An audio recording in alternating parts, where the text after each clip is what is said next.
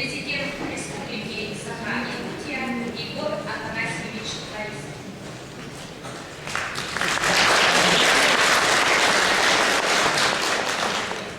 Слово для приветствия от имени Государственного собрания «Вильтумен» Республики Саха-Якутия предоставляется заместителю председателя Комитета по делам семьи, детства, молодежи, физической культуре и спорту, члену Комитета здравоохранения, социальной защиты, труду и занятости Платонову Руслану Михайловичу.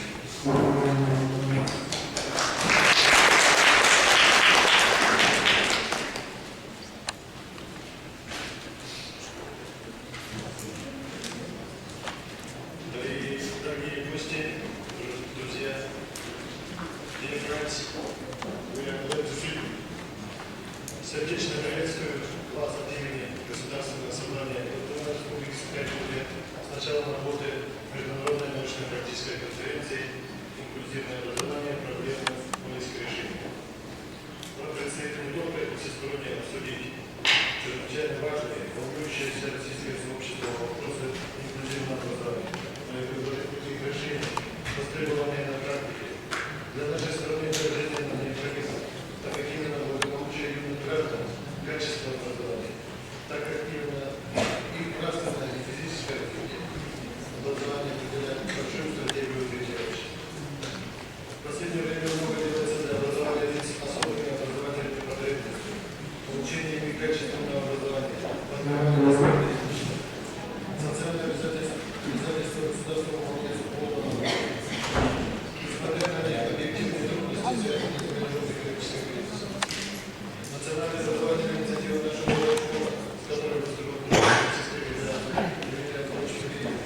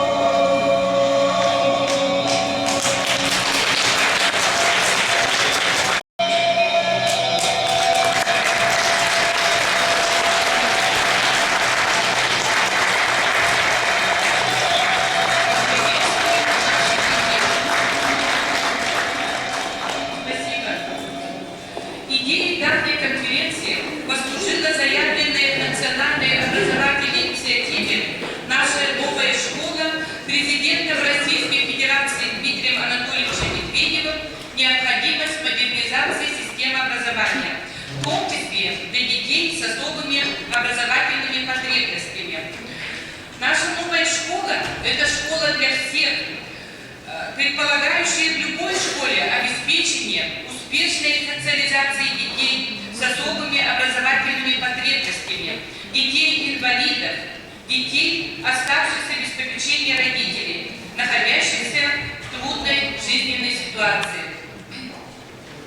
В работе конференции принимают участие более 150 представителей из зарубежных стран Германии, Хорватии, Китая, Швеции, Украины, Белоруссии, а также представители образовательных учреждений многих регионов Российской Федерации, Республики Алтай, Республики Чувашия, Амурской, Новосибирской, Архангельской, Нижегородской, Тульской, Калининградской областей, Хабаровского, Приморского краев, городов Москва, Санкт-Петербург, а также научная, педагогическая и родительская общественность Республики Саха-Якутия, народные депутаты Республики Саха-Якутия.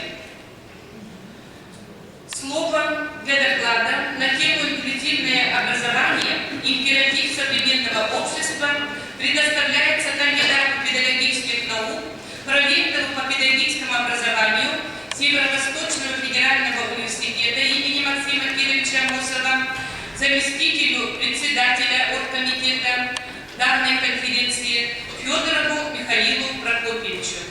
Пожалуйста, можно выступить отсюда. Спасибо. Так, может, это лучше слышно.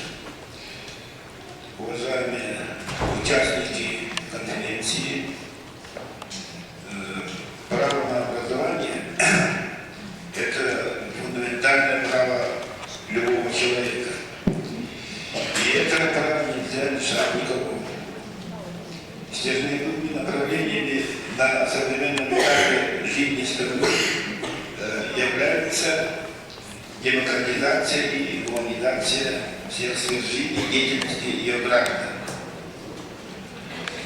Образование детей с ограниченными возможностями здоровья является одним из основных и становлению инклюзивного образования в Республике Саха-Якутия особо пристальное внимание с целью организации и проведения научных исследований в области инклюзивного образования, системы дошкольного, общего и высшего профессионального образования.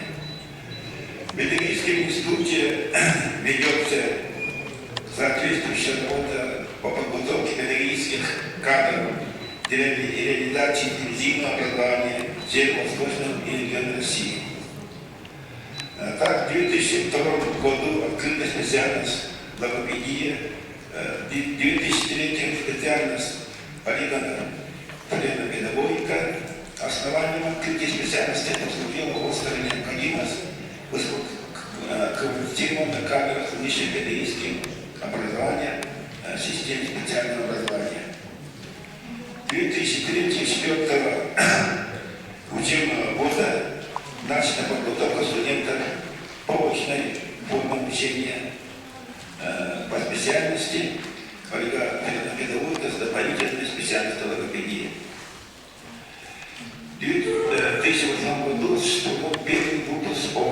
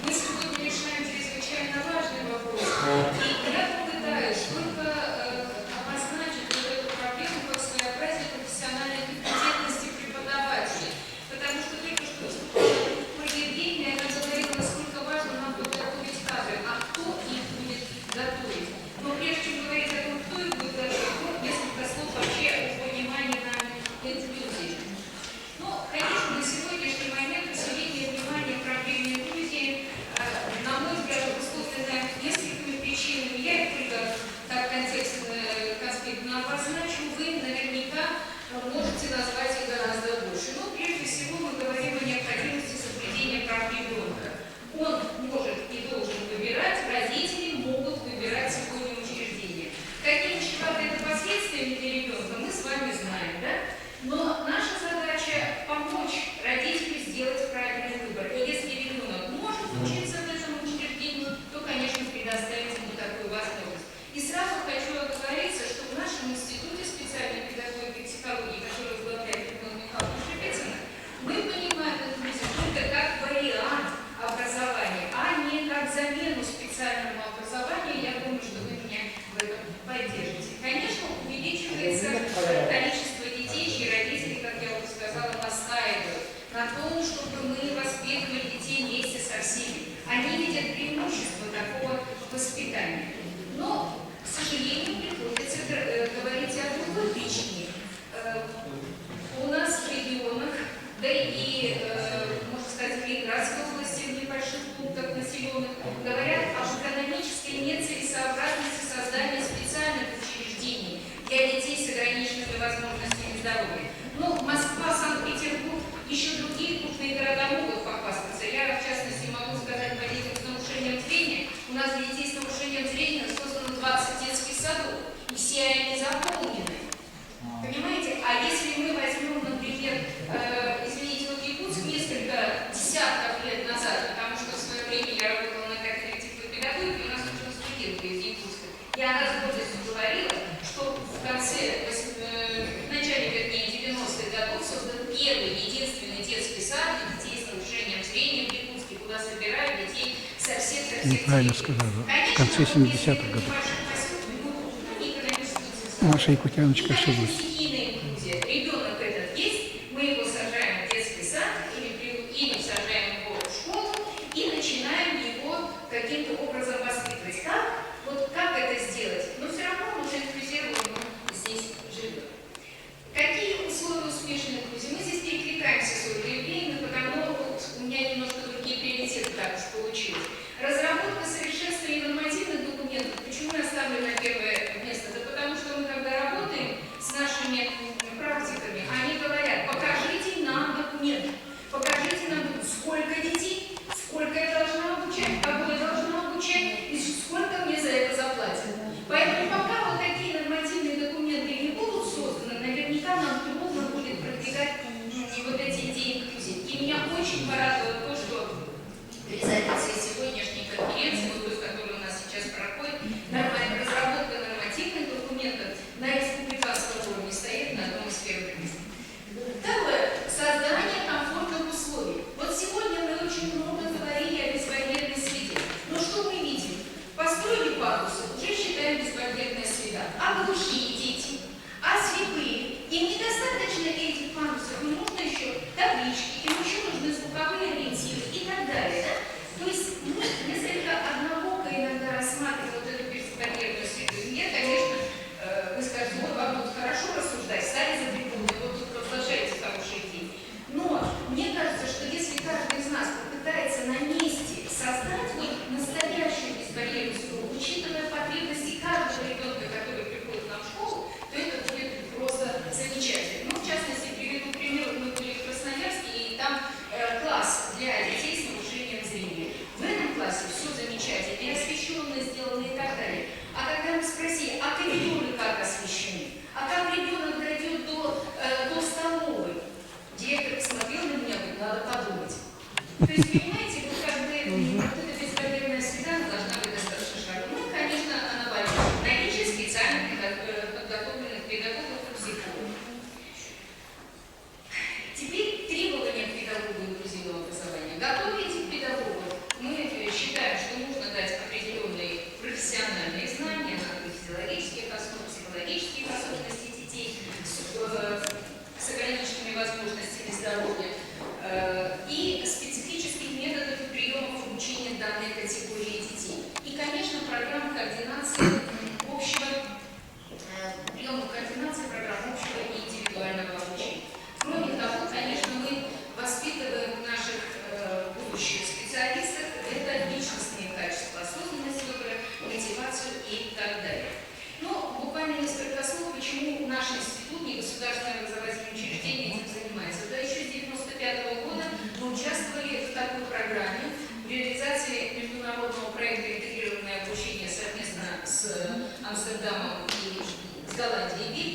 И как раз вот здесь и состоялась вот такая идея, такой обмен между профессиональными кадрами и Голландии, и нашим институтом.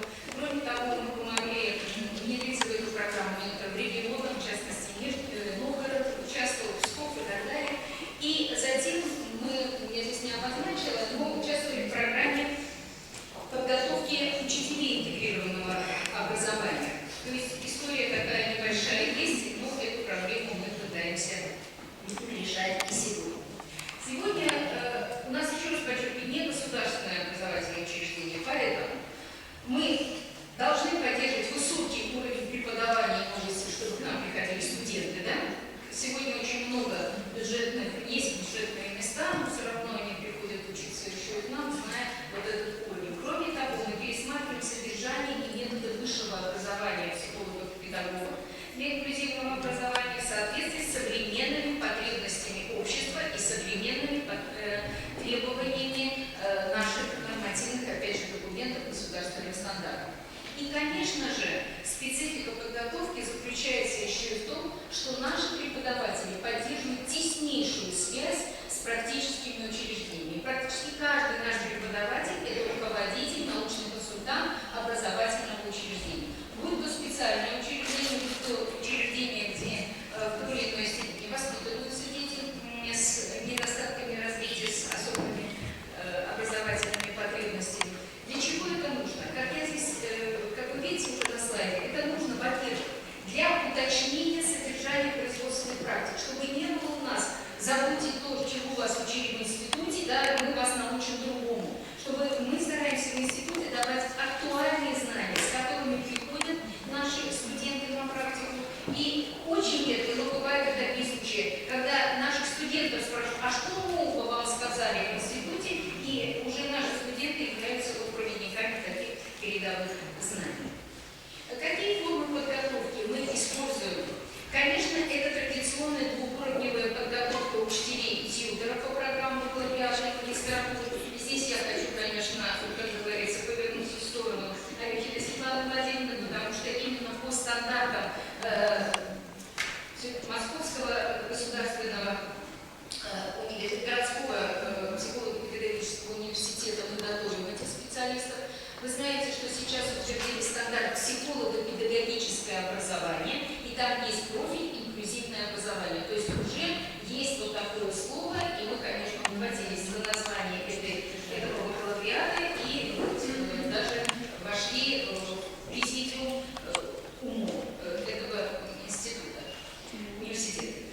Далее мы, конечно, готовим педагогов инклюзивного образования из числа учителей-дефектологов и педагогов образовательных учреждений в рамках переподготовки.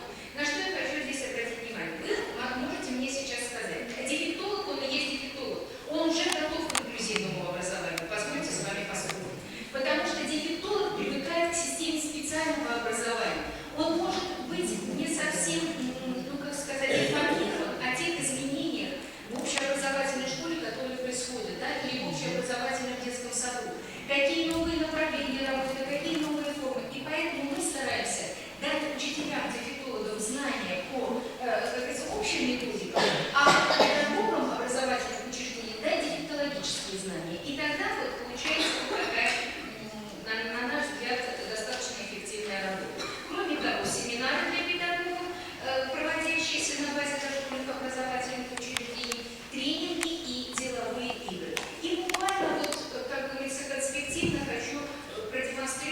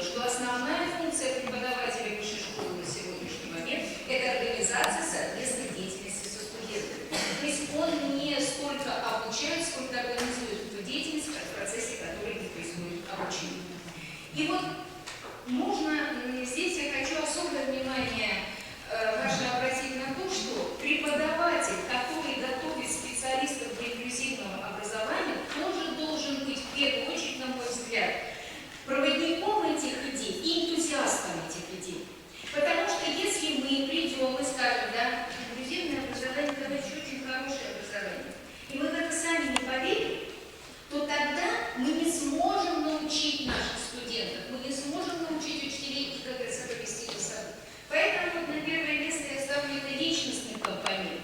И поэтому принятие идеи инклюзивного образования, научно-практический интерес к указанной проблеме, который может проявляться в научном консультировании этих учреждений, в поиске совместных каких-то проектов, в разработке совместных проектов с этими учреждениями, стремление к консолидации усилий науки и практики в вопросах дальнейшего развития инклюзии. Именно преподаватель, и мы стараемся это на сегодняшний день стимулировать не только, как говорится, материально, но и морально. То есть эти люди мы предоставляем возможность заниматься такой деятельностью и активно пропагандировать. Конечно, нельзя быть только энтузиастом, нужно еще что-то знать, да? И не просто что-то знать, а знать теоретические, методологические основы предметной области инклюзивного образования, основы современного инклюзивного образования, психолого-педагогическую компетентность проявлять, нормативные документы, которых на сегодняшний момент достаточно много, но они как-то разрознены, и нужно еще уметь их собрать и вытащить все самое необходимое. Знать современные требования компетентности специалистов, работающих в этих учреждениях, и реализовывать это на практике. И, конечно, что нужно уметь. Вот здесь, я думаю, особенно практиков заинтересует в том, что наши преподаватели умеют проектировать и конструировать образовательный процесс по преподаваемой учебной дисциплины с учетом вот этой специфики инклюзии. Акцентировать внимание на специфике организации работы в классе или в группе и анализировать и оценивать достижения ошибки студентов, собственного опыта, опыт коллег в этой пока еще недостаточно освоенной сфере образования. И, конечно, перспективы повышения компетентности преподавателя самые разные. Мы стараемся организовывать свои внутренние курсы, мы стараемся участвовать в различных конференциях, мы стараемся, как говорится, разнообразить и собственный опыт и донести этот опыт до окружающих. Если у вас, знаете, я как не в целях рекламы, а просто если возникнет необходимость с нами поддерживать контакты, пожалуйста, здесь сайт наш, brenberg.ru, электронная почта нашего директора, которую можно, как говорится, передать нам информацию, и наш адрес, всегда будем рады видеть. Ну и позвольте несколько такую вот лирическую нотку. Не просто благодарю за внимание, желаю удачи на ниве инклюзивного образования. Почти стихи получились. Спасибо.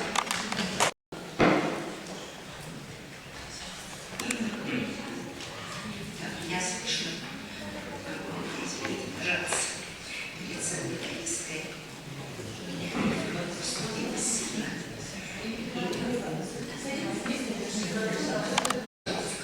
Что так получилось? А вы понимаете, что это? Братан, в смысле? Не могу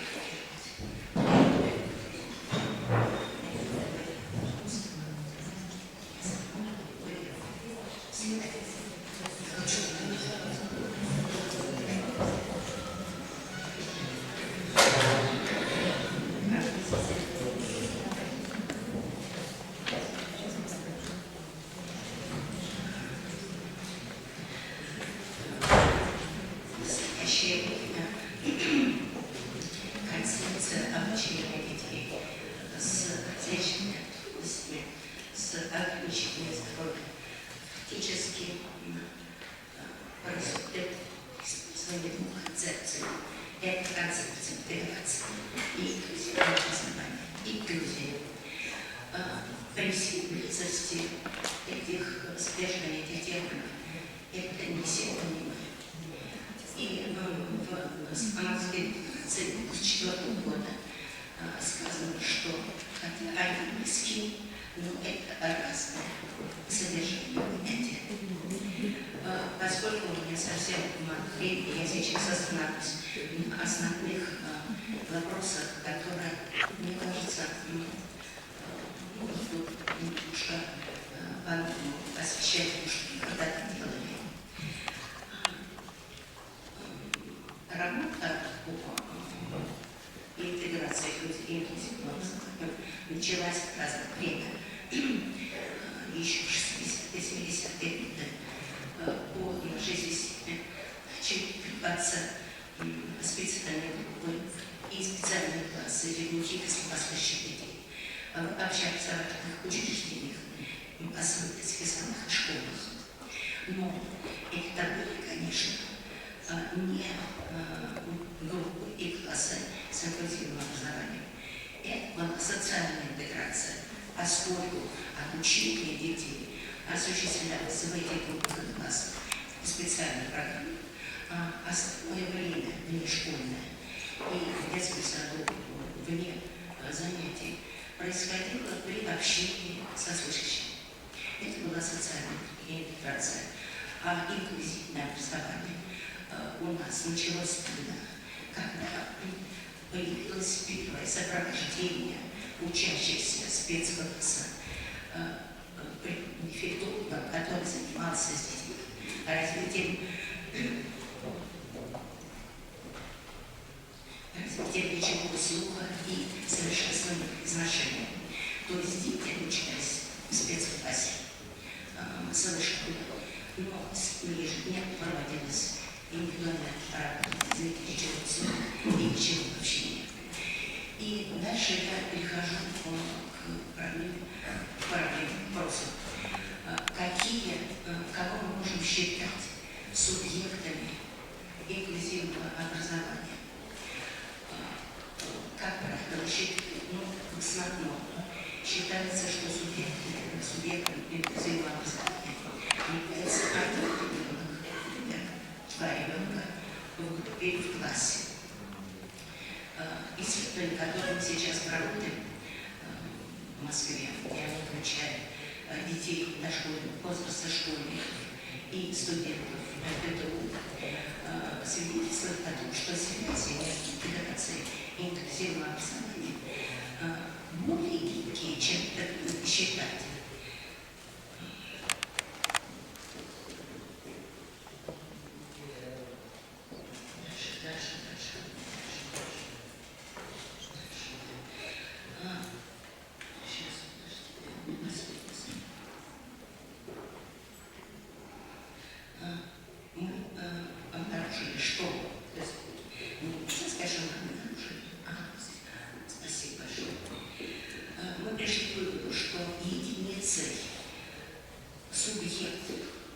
Субъектом инклюзивного образования может быть не только один ребенок в классе и в группе детского сада, но и группа детей в классе и в детском саду. И вот я хотела остановиться. Значит, субъект, да? Ребенок, это субъект, один ребенок в группе или в классе, несколько детей, но это группа, это единица измерения. И возрастная группа студентов, которые обучаются в Бауманском университете, поскольку там осуществляется очень интересная форма обучения детей, студентов с нарушением слуха. Ступенчатая такая, где сейчас, извините, пожалуйста, немножко по-другому расположено, потому что я немножко по-другому выступаю. Поскольку их обучение осуществляется по определенному этапу. Первые три курса, значит, зеленым цветом обозначена интеграционная среда университета, это слышащие студенты. В течение первых 3 лет обучения ребята с нарушенным слухом занимаются и в общих потоках, и одновременно на кафедре происходит коррекционная работа, то есть не обеспечиваются тьюторами и консультантами, и постепенно до освобождения связателей. общий поток. А вначале это тоже, считаю, что это тоже субъект инклюзивного образования. Но что такое инклюзивное образование в детском саду и в массовом воспитании школе? И вы сейчас говорите только о группах, потому что, как правило, инклюзивное образование в детском саду для детей, которые не готовы к освоению программы детского сада, таких специальных сопровождающих нет. Так же, как и в школе, хотя даже я буду говорить о школе. Так вот, я буду говорить в основном о группе. Зеленый фон – это слышащие дети массового детского сада. Тут, в этом детском саду, имеется один ребенок с нарушением слуха. И этот ребенок, оказывается, хорошо подготовлен к обучению, поскольку у нас в детском саду тоже происходит образование. Получение образования по общеобразовательной программе детского сада. И сопровождающим является родитель. В данном случае говорим о образовательной номинации. Но существует другая форма, когда имеется специальный группа в детском саду. И их можно называть, эти группы специально в детском саду можно называть двояко. Это коррекционные группы и группы инклюзивного образования. Поясняю, что такое коррекционная группа. Это группа детей, которые занимаются активно в условиях детского сада по специальной программе. А в них занятий у них есть контакт со слышащими, но эти контакты хаотичны. Сегодня и завтра нет, сегодня и завтра другие дети. Поэтому мы рассматриваем такую группу, как коррекционную. Но есть группа инклюзивного образования, что это такое здесь представлено. Эти дети занимаются в специальной программе в своей группе. Образовательные и интеграционные модули со слышащими детьми по разнообразным программам. Это занятия сенсорики, это музыкальные занятия, физкультурные занятия, это праздники. И в этих занятиях слышащие дети повышают свой уровень образования, как это не кажется странным, поскольку все-таки в детском саду осуществляется образование этих детей, поскольку они участвуют вместе со слышащими детьми в одних и тех же группах. И если в этих группах имеется субпедагогическое сопровождение, тогда эти группы можно называть инклюзивными. То же самое мы можем говорить о классах в школе. То же самое. Что сказать, что в школе? В школе более серьезные, конечно, образовательные интеграционные модули, потому что в школе, во-первых, в этих классах преподают учителя, которые работают со слышащими людьми.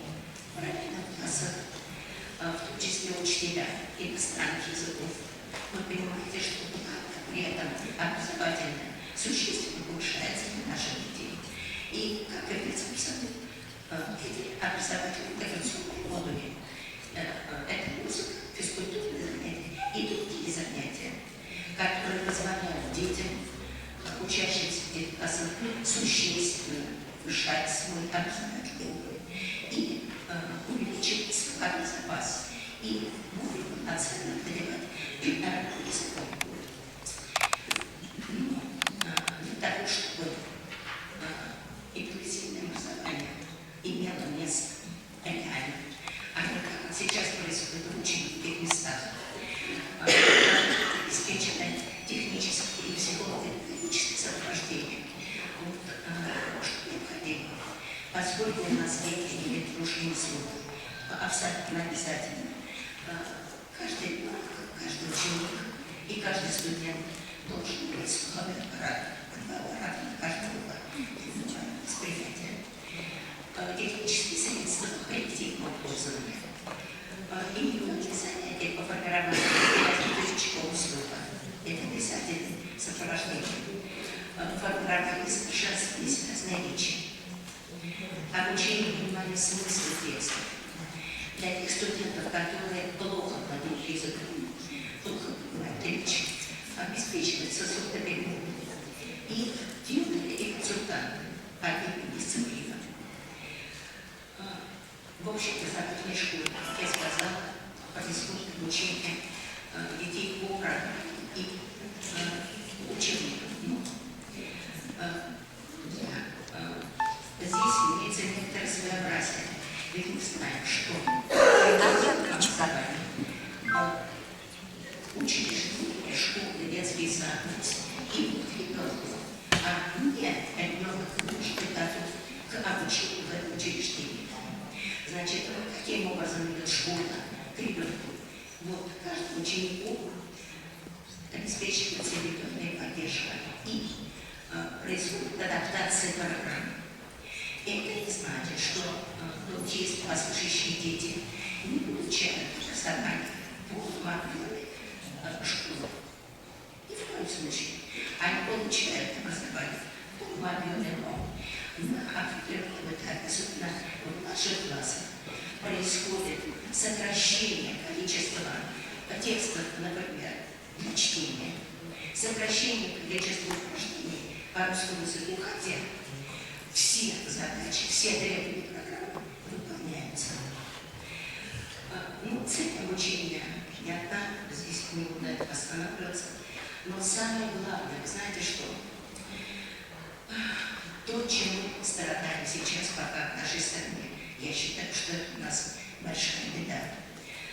Мы говорим об инклюзивном образовании, мы говорим о том, что должен быть тьютор и так далее. Но инклюзивное образование – это образование, а не социальная интеграция. Поэтому этим детям должны быть обеспечены все условия для того, чтобы была осуществлена или профилактика, или вторичного эффекта, или преодоление уже существующего вторичного эффекта. Поэтому эти дети должны, с этими детьми обязательно должна осуществляться вот такая работа. Слухоречевой системы, слухозрительной системы, речь в устной письменной форме, речевое общение родителей. Как это делается, это уже другой вопрос. Но это должно быть предметом обучения, предметом беспокойства каждого преподавателя. Не просто сидит ребенок в классе, не просто слушать то, что говорит учитель, а он должен вот это все получить. У наших детей, как у многих детей с нарушениями, с какими-то особенностями развития, проблема языка. И эта проблема приводит к тому, что у них социальная выдвинутая эмоции. Только эта проблема. Я не говорю о детях с возможной структурой дефекта. Поэтому мы должны сделать все при осуществлении инклюзивного образования, чтобы была компенсация. И в центре слухоречевое развитие детей. И дальше формирование механизма речевого слуха. Трудно останавливаться из-за того, что у нас нет времени, но он должен формироваться обязательно. Вот нормальный ход развития глухих слабослышащих детей. Жизнь в семье, в слухе, в языке, в общении. Потом здесь зафиксировано. Значит, все это должно быть сохранено при инклюзивном образовании. И если это соблюдается, причем это выполняется во многих учреждениях, не включенных в инклюзию. И это осуществляется в тех учреждениях, которые, например, работают в нашей системе, спецклассы. Вот. Эти дети, наши дети, не являются носителями специальной психологии. существенно. И когда выходит слабослышащий ребенок, оказывается в высшем классе, вы знаете, я наблюдала много раз отношение к тому ребенку, детей, учителя и родителей слышащих детей. Все вначале зависит от учителя массового класса. Как у нас страдают родители слышащих детей?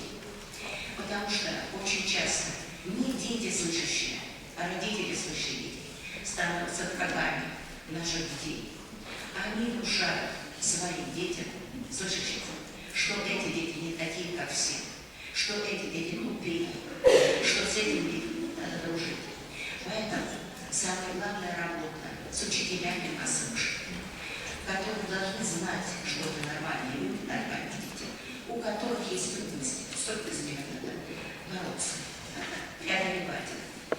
Что происходит, просто называют в детском саду, в всегда клубах должно быть обеспечено раннее обучение чтению, раннее обучение письму, общение речевое, работа, вот это обучение письму, работа над пониманием смысла, работа над произношением, потому что произношение наших детей должно быть внятным, обязательно внятным, иначе они будут все равно, несмотря на какие усилия со стороны специалистов, они будут аутсайдерами, их не будут понимать. Останавливаться я не могу на этом трудно. Дальше. Очень существенные проблемы, которые касаются абсолютно всех детей. Кстати сказать, и слышащих тоже. Это понимание смысла речи, понимание смысла текстов. Мы называем это равное образа слова. То есть представление и образа. Что дети воспринимают слух, что дети воспринимают слухозритель, что дети воспринимают, как они понимают, письменный текст. И здесь имеется специальная работа, специальная методика, здесь вы можете прочитать. Каким образом дети, которые еще не умеют говорить, могут проявлять свое внимание. Но это в центре, понимаете, это в центре обучения всех детей, слышащих, не слышащих, студентов, не студентов, потому что у студентов, слышащих, тоже проблемы с пониманием смысла текста. И это просто пример такие. Вот в ВУЗе осуществляется работа индивидуального развития слухового восприятия. И какой у нас реабилитационные в ВУЗе. Не могу говорить, расшифровывать все, но видите, что происходит и должно осуществляться при работе тьюторов и реабилитологов, которые, к сожалению, нет в ВУЗах. Здесь весь путь для тех детей, у которых в школе не была сформирована слухоречевая система. К великому сожалению, в ВУЗ приходят дети, много ребят, которые имеют очень хороший потенциал интеллектуальный и готовность к учению в ВУЗе, но очень низкий уровень развития речи, и для них приходится организовывать такой работу. Что еще такая специфика у нас в появилась? Наши исследования. У нас есть группы и в детских садах, и в школе.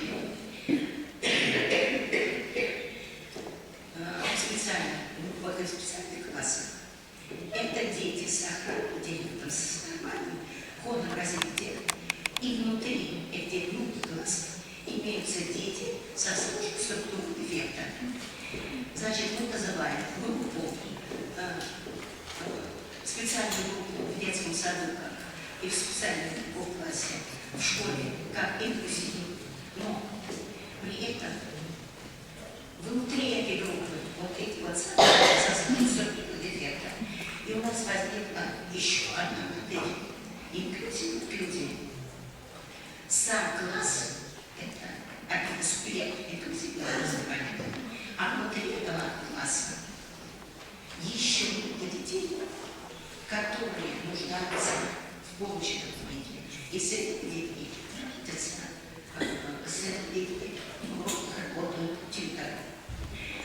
Времени у меня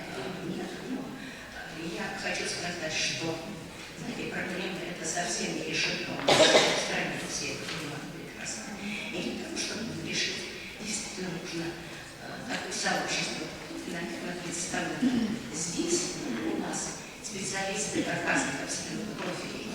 Очень большую помощь оказывают специалисты классических воспитательных центров наших детей. И в конце, я не знаю, когда у нас в стране будет полноценное инклюзивное образование. Неизвестно. Но поскольку уже много очень энтузиастов и людей, у которых много идей, которые начали превращаться в жизнь, я думаю, что все-таки какое-то движение будет. Самое главное, чтобы мы с вами не спешили, чтобы мы не говорили инклюзивное образование, а там не пахнет этим, понимаете? Вот нужно об этом думать. Спасибо большое. Извините за ответ.